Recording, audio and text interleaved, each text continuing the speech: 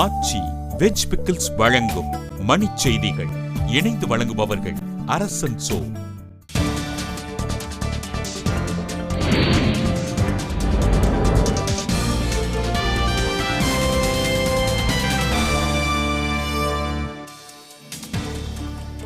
நாட்டின் பாதுகாப்பில் காங்கிரஸ் அரசுக்கு அக்கறை இல்லை, நரேந்திர மோடி குற்றச்சாட்டு.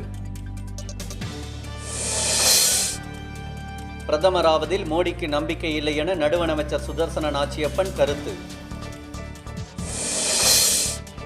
மோசடிகளை தடுக்க மின்னணு கடவுச்சீட்டுகளை அறிமுகப்படுத்த திட்டம், அதிகாரிகள் தகவல். பாலியல் வன்கொடுமை விவகாரம், காஷ்மீரில் அமைச்சர் மீது நடவடிக்கை கோரி மருத்துவர்கள் வேலை நிறுத்தம்.